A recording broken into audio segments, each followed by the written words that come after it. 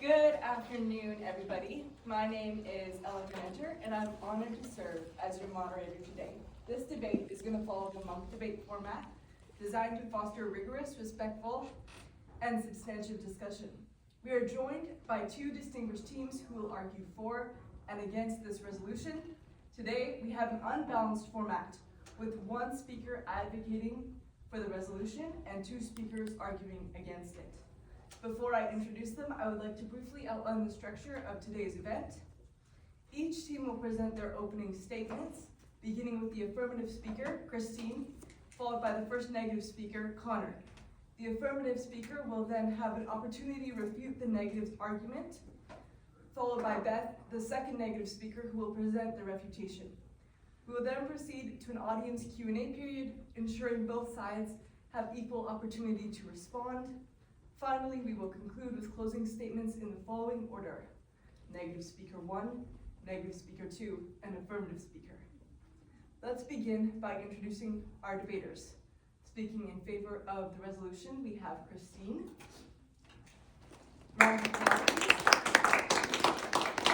Against the resolution, we have Beth and Connor. Now, with that in mind, I think we should get started. So each person will have 6 minutes to present an opening statement. Let me just pull that up.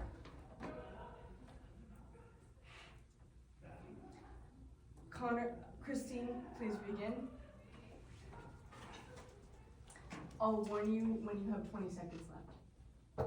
Thank you, Ella, and to my friends and classmates for coming to this important debate. I have three main arguments as to why I believe we should legalize illicit drugs in Canada. Firstly, public health and harm reduction. Secondly, crime reduction. And thirdly, economic benefits and tax revenue. First, I will address public health and harm reduction.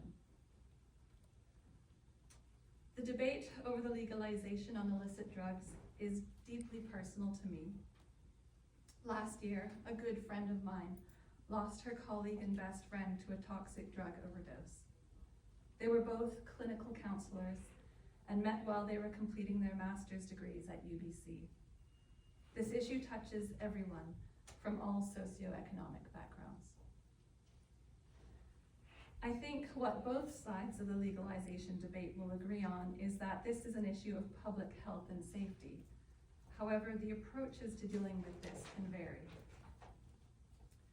The reason we have traditional prohibitionist laws, I believe, is because we are attempting to bypass the root causes of substance abuse.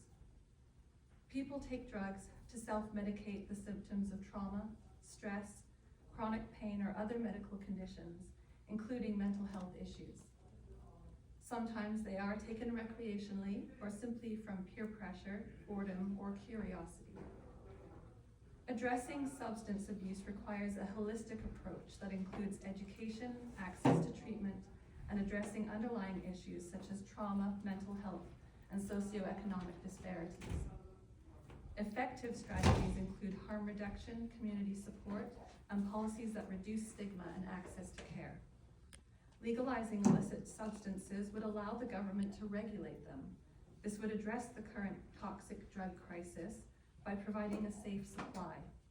Legalization would also support other harm reduction services such as supervised consumption sites and addiction treatment centers.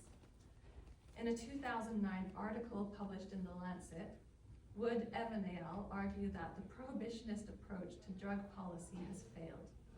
The so-called war on drugs has not achieved its goals of reducing drug supply or demand. Instead, it has led to widespread harm, including mass incarceration, violence, and the stigmatization of people who use drugs. Prohibition creates unregulated, dangerous drug markets where the potency and quality of drugs are unpredictable, increasing the risk of overdose. This article also supplies evidence from the harm reduction programs. For example, Insight, a supervised injection site in Vancouver, operating in partnership with the Vancouver Coastal Health. The Insight supervised injection facility is a clean and safe environment for users to consume illicit drugs. Harm reductions programs such as this have been shown to reduce overall deaths and connect people with addiction treatment services.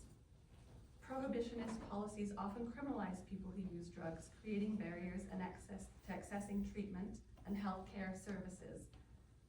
Legal regulation combined with a public health approach would shift the focus from punishment to treatment, making it easier for individuals to seek help without fear of legal consequences. My second argument for legalizing illicit drugs is crime reduction. Legalization would remove the market from criminal drug organizations.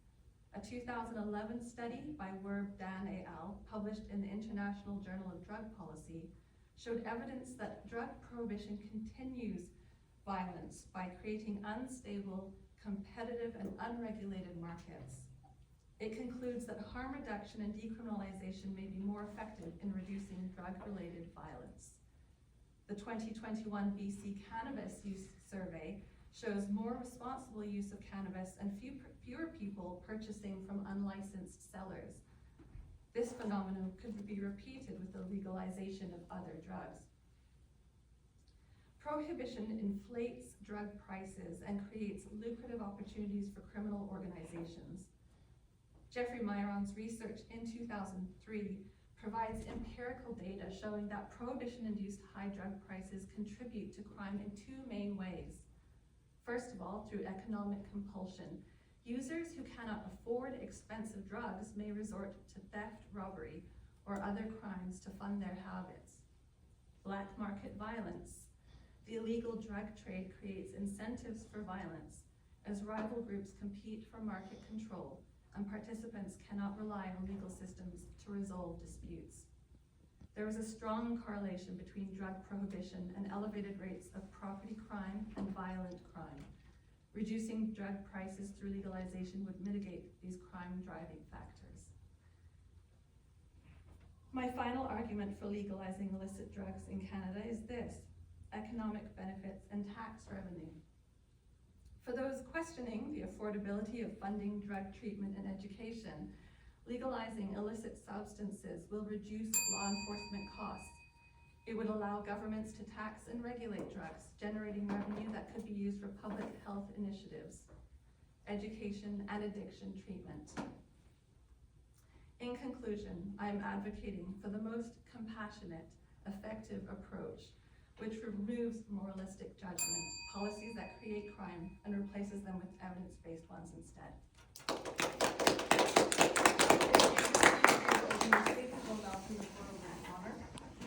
Connor, like Christine, you'll have 6 minutes and I'll alert you when you have 20 seconds left. Go ahead. Friends, colleagues, professors, tonight the question before us is whether we should legalize all illicit drugs. But this isn't just a question of policy. It's a question about what sort of nation we want to live in. Do we want it to be a society that normalizes self-destruction, or one that stands firm in the protection of our fellow citizens? I will not allow my opponent to monopolize the idea of caring for addicts. I want to be perfectly clear here. I'm not saying we should turn a blind eye to those under the substance and grips of substances like cocaine, heroin, methamphetamine, or fentanyl. And I don't want to say that we should lack compassion for those individuals either. And I think Christine will be happy to hear when I say that we ought not to criminalize addiction either. But I must assert that compassion without responsibility is not a solution, it is an excuse. And when the price of that excuse is more lives lost, more families shattered, and more communities thrown out of joint, we must summon the courage to say, no, not on our watch. The philosophy of legalization is this: if you can't beat them, join them. The government essentially says, we can't win the war on drugs, so let's abandon all principles and start selling them ourselves. It is total capitulation to the most morally corrupt members of our society, the criminals, the cartels, and the drug manufacturers. The government assumes the role of the people who are causing so much harm. We cannot afford to stoop to that level, and with your support, we will not stoop to that level. Now, my argument rests on three fundamental truths. First, illicit substances carry such an immense potential for harm that they cannot be legalized under any circumstances. This isn't a matter of personal choice. This is a matter of public health, public safety, and public responsibility. Let's consider the facts. We know the destructive potential of hard drugs. The Drug Enforcement Agency of the United States and Health Canada has done extensive research into this. Methamphetamine, for example, carries long-term risks such as irreversible brain damage, organ failure, violent outbursts, and worst of all, crippling addiction. We know that illicit drugs cost our economy billions of dollars. The Canadian Centre on Substance Use and Addiction reported $49 billion worth of annual losses associated with lost productivity, economic costs, and criminal justice fees. And we know that when these substances infiltrate our communities, crime follows. It is not just about the users, it is about the families, it is about the communities, and it is about the innocent bystanders that did not consent to this reality. If we believe that a government's first priority is to protect its people, we must recognize that keeping these substances illegal is not just policy, it is a moral imperative.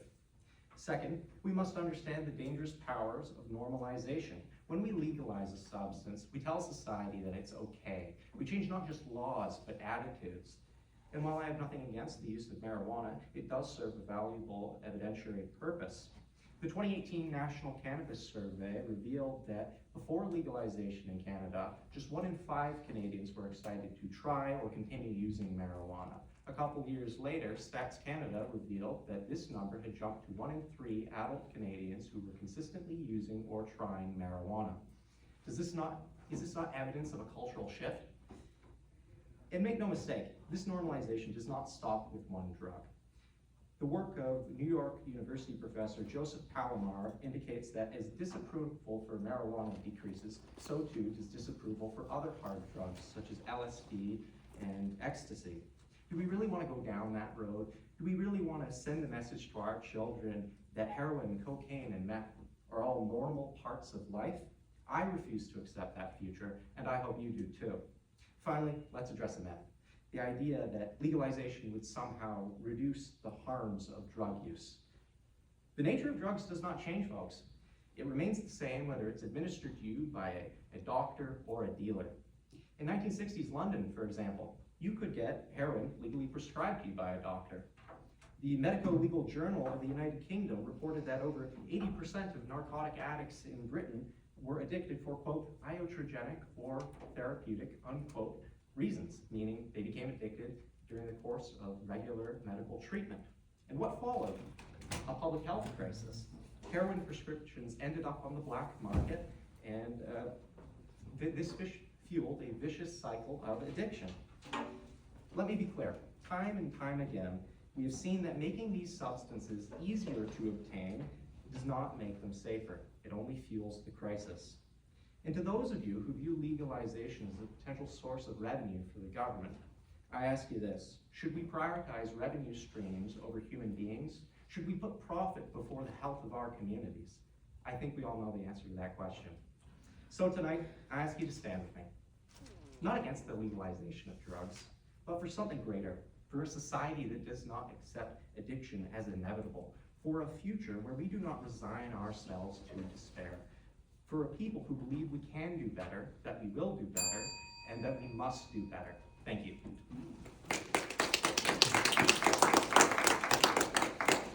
We'll be now entering the refutation round, with Christine having 6 minutes to respond and Beth having 6 minutes as well. Christine, the rules are the same. Go ahead. Thank you for those excellent points. You mentioned particularly one of the slippery slope argument, which is unfortunately not well supported by academic evidence. One example we have to look at is Portugal. In 2001, Portugal decriminalized the possession and use of all drugs for personal use. A study published in the British Journal of Criminology in 2010 showed that after legalization, there was no significant increase in drug use, including harder substances like heroin and cocaine. In fact, there has been a reduction in overdose deaths and HIV infections. The shift from a punitive approach to a public health model has contributed to these positive outcomes.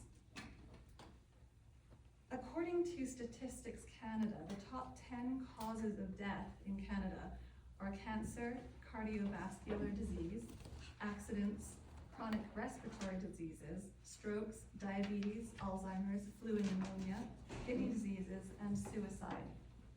These are all largely tied to chronic disease, accidents, and lifestyle. Reducing smoking, improving diet, and increasing physical activity are huge factors in reducing mortality rates. By this evidence, the most dangerous drug pusher is Nestle, the world's largest manufacturer of unhealthy processed foods, in addition to tobacco producers. Refined sugar, tobacco, and alcohol are all addictive and potentially deadly drugs, responsible for more deaths than illicit drugs. However, we have somehow come to accept that education and treatment, rather than prohibition, is the best policy to deal with these substances. Regarding the cost of illicit drugs, legalizing drugs would eliminate the costs associated with prohibition, for example, enforcement, smuggling, and risk premiums, leading to significantly lower drug prices, which would mean that it would end people who are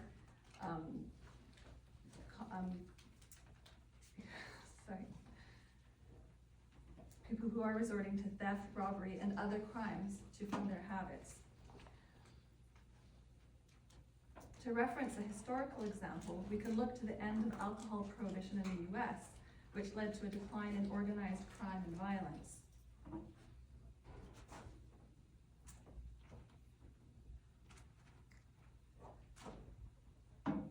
And it is, thank you. Thank you for your presentation. Beth, you'll now have 6 minutes to review. Is it possible to get her time too? I don't think so. But You'll have 6 minutes and I will let you when you have 20 seconds left. okay, Go ahead. so in Christine's opening statement, she talks about the slippery slope argument. I feel like I must quickly push it down because the English language is such a beautiful thing. Because through a quick Google search, we found out that in Portugal 2001, they did not legalize drugs, they decriminalized them. And as we can see today, our debate is on legalizing illegal drugs. Criminalization or decriminalization has to do with an individual. What we're here to argue is basically prohibition on the production, the possession, the sale, the use of drugs. So, we're not here to argue criminalization.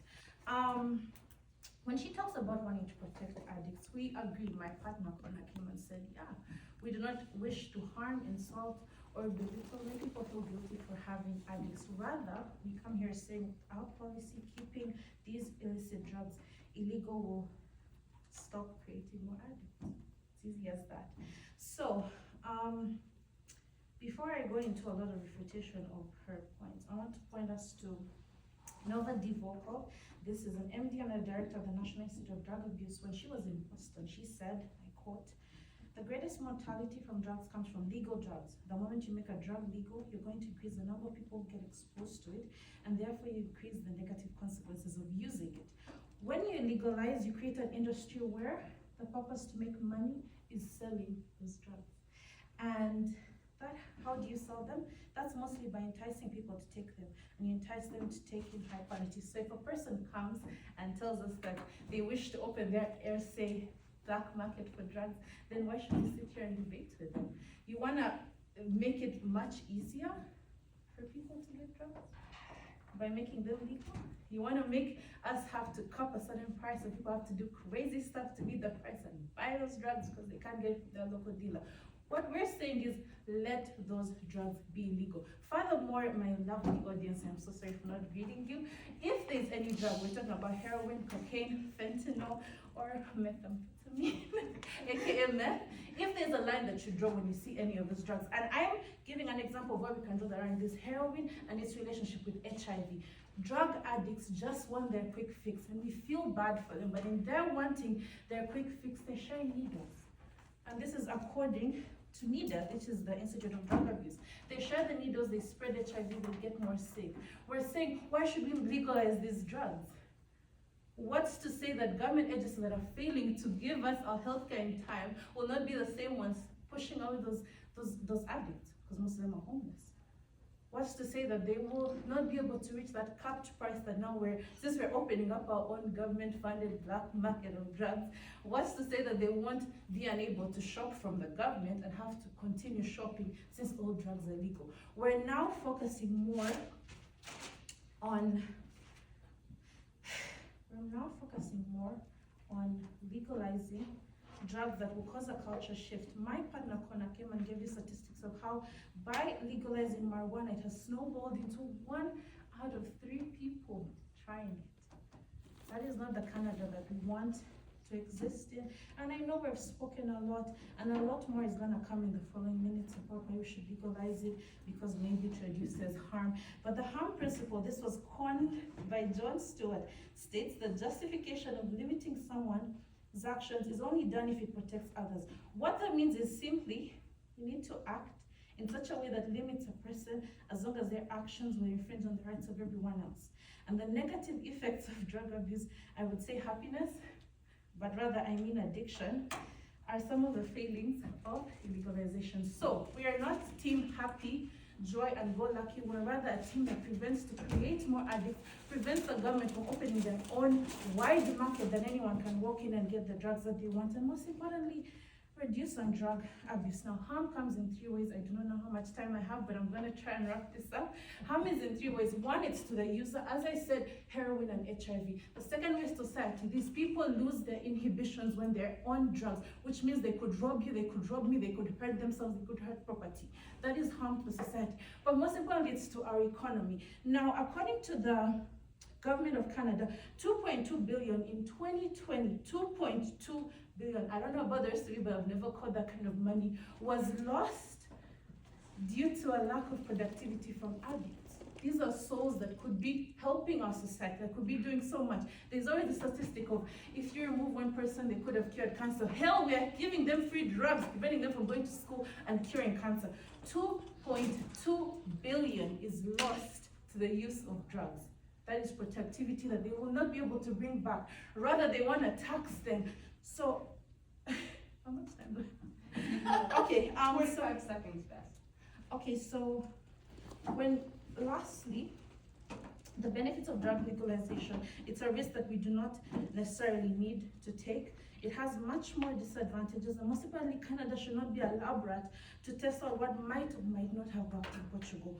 It should not be for us, Canada, to be turned into a quitters policy-having nation, but rather we should maintain the status quo. We will not be treated as tax dollars. We will not be treated as inhumane. We're not here to criminalize any drug user, but rather we're here to say, keep those illicit drugs, whether it's at fentanyl or cocaine or meth, keep them illegal and allow us to protect those who are already addicted, but also protect the nation from creating more drug addicts. Thank you for your refuge. Will be 12 minutes in length. Audience members are welcome to ask questions by raising their hand, and I will be the one picking who is asking the question to ensure equal distribution between both teams, and both teams will have the opportunity to answer the question. The question may be no more than 1 minute in length. If time remains, teams may pose questions to each other, alternating turns with equal time for responses. I'll now open the floor.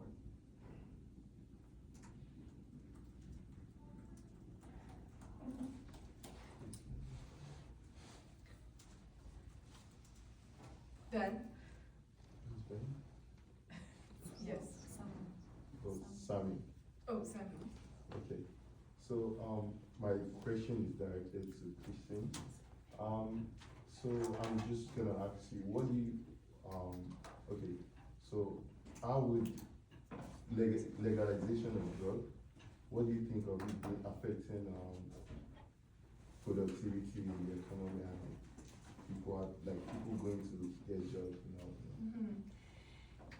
That is sort of based on the argument that if you legalize it, everyone's going to start using it. And the evidence from Portugal shows that is not the case. We still do have problems with impaired driving with alcohol, which is legal. So there is no empirical evidence to show that that will increase or somehow become worse. My colleagues are asking you to imagine a dystopian future, but with no academic studies to show that. Okay, I'll give the opportunity for the What was the, just to, negative team to respond. well, what Portugal did was decriminalize the substances. It's not complete legalization. Legalization has never been tried in any context whatsoever. You could never get fentanyl prescribed to you by a doctor. You could never purchase heroin from a dispensary. And we're talking about legalization here. Legalization does a number of things, but there's two main consequences. One, it reduces people's risk perception of the drug. And two, it reduces the disapproval rates of harder drugs, because people grow up in a society where it's normalized. We have a number of studies which point to this. So, study from Dr. Christian Hoffer from the University of Colorado, he said this, and this was particularly directed towards Connor, you have 20 seconds. directed towards adolescents.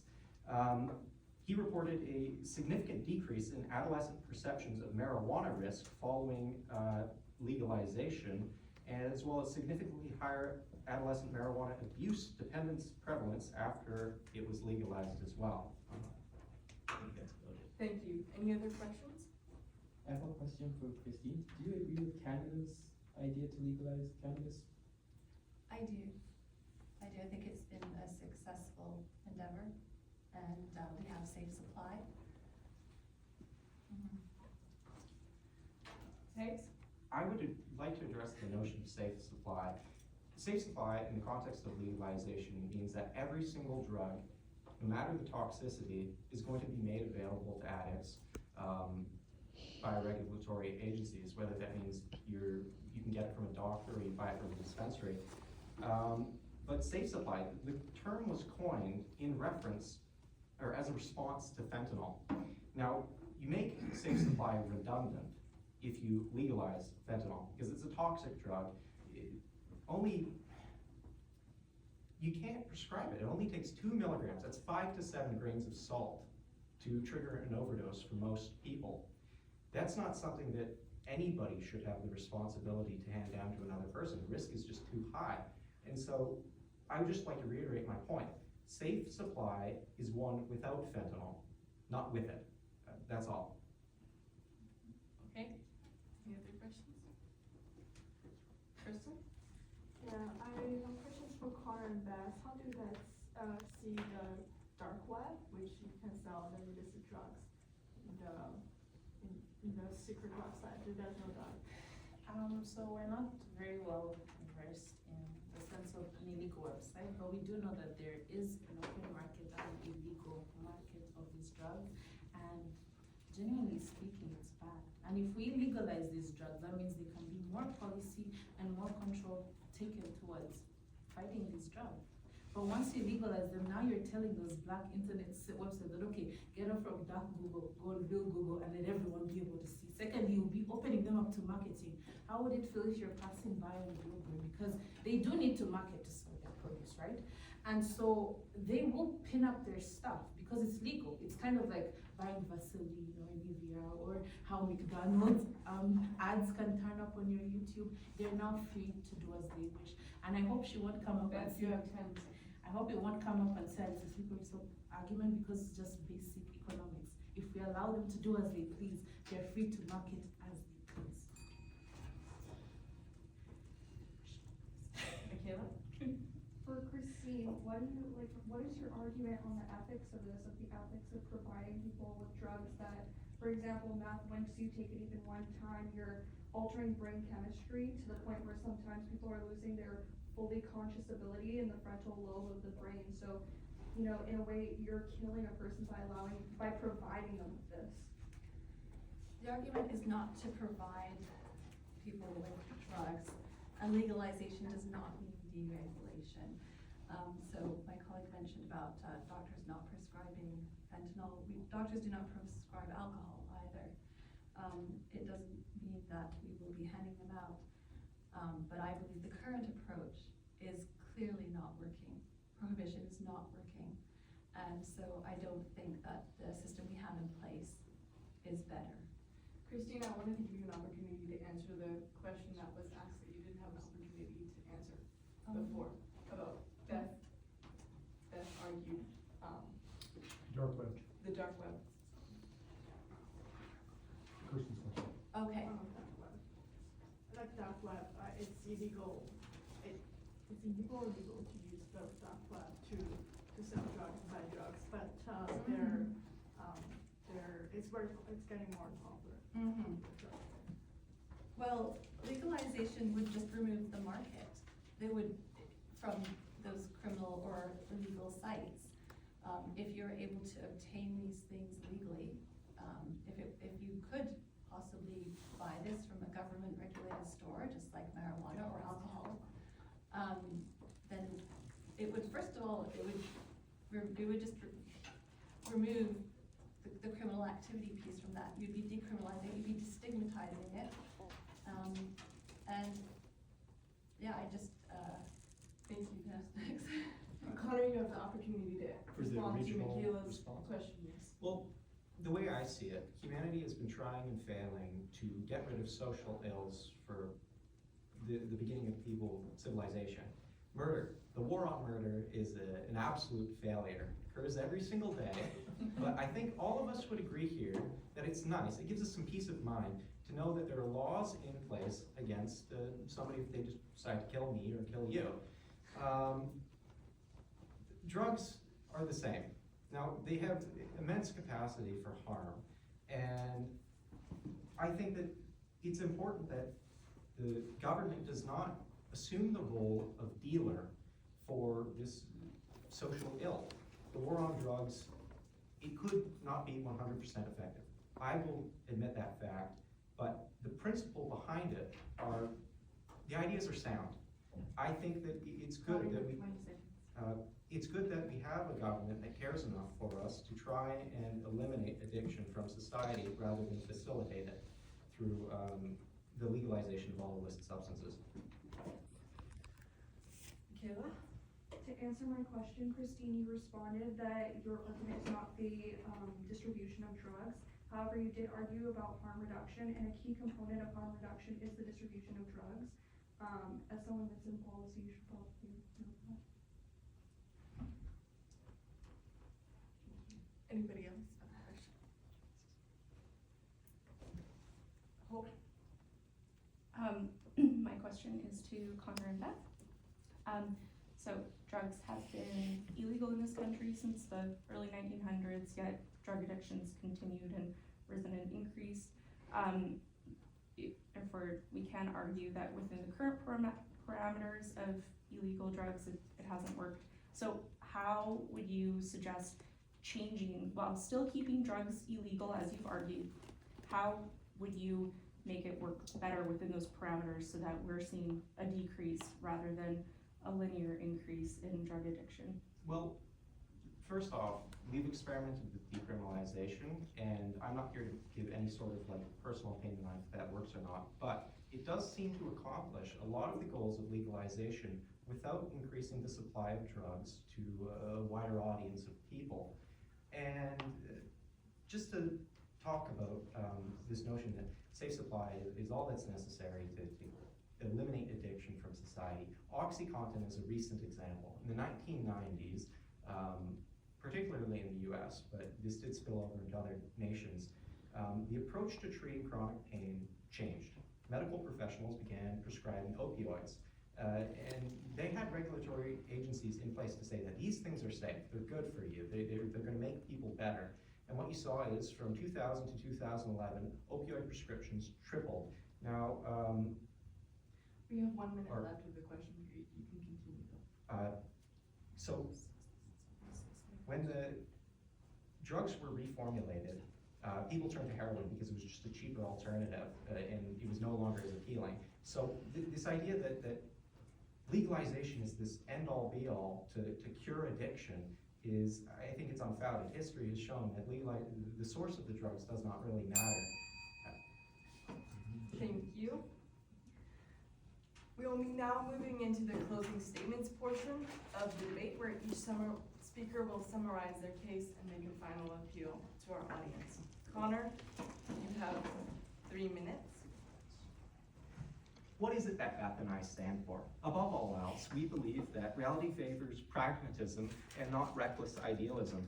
Over the course of this discussion, we've laid out all the harms that come with legalizing illicit substances and the harms that come with the substances themselves. Canada should not be the first to participate in this reckless social experiment of complete legalization.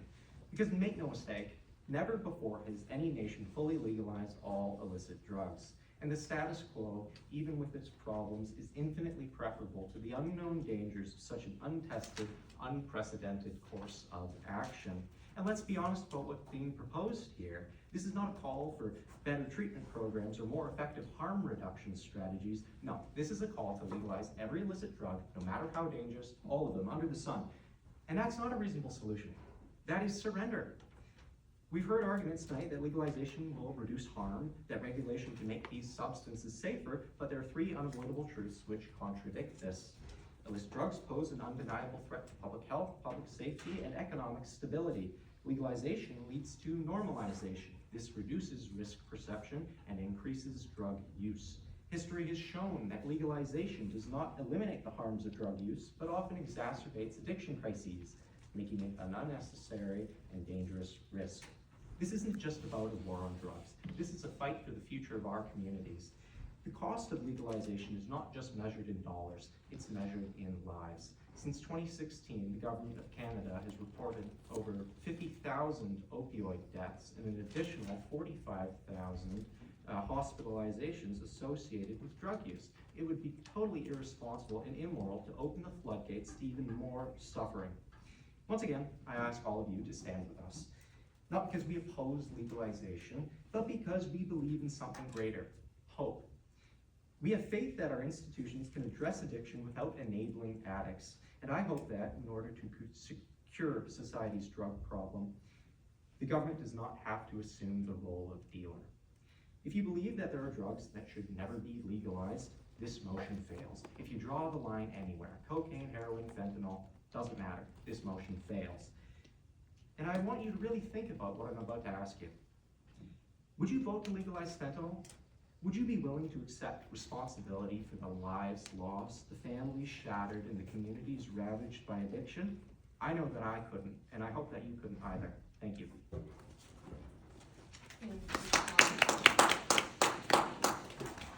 Beth, you have 3 minutes, and I'll alert you when you have 20 seconds left.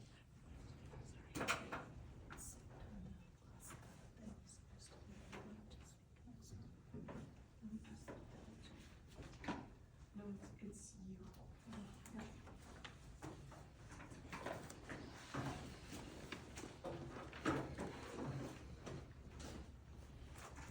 I'll alert you when you have 20 seconds left.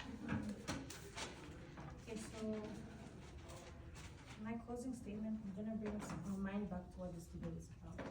It's about legalizing drug addiction, and our team today comes and says we'd rather keep all illicit drugs illegal. As Connor has asked us time and time again, and I've also spoken about it. If there's a line on any of these drugs, fentanyl, cocaine, heroin, that we can draw and say, okay, we can legalize this, but we shouldn't legalize that, then we shouldn't legalize any of them. Because they seem not to have any benefit apart from maybe happiness in terms of addiction, or other negative effects such as brain damage and other things like that. These drugs, they have no benefit, and Christine has come up and talked about alcohol being legal. If we're going on to an exaggerating bit, then okay, let's illegalize alcohol too, because it has no benefits to anyone. But we do not have the power to do that, and today we're not debating all drugs, we're debating illicit drugs. So, in my couple of my refutation, she talks about let's drop everything because it's not working. I don't think that's the kind of girl we are. I don't think we're a group of people who join a quitters policy and throw in the towel simply because the war on drugs is not working. Let us maintain the status quo. Let's keep them illegal. As we were asked in the question period, is there a much better policy? If we're too busy arguing whether these illicit drugs that have absolutely no benefit to anyone should even be legal, what time do we have to get on the drawing board and figure out a better quote than the status quo? We don't have it. So let's table this, complete it. They're illegal because they're illicit and they give no benefits. All they do is exacerbate harm. We're not talking about criminalizing people who are already addicted. We're talking about not creating more addicts by opening a free market. She comes up here and talks about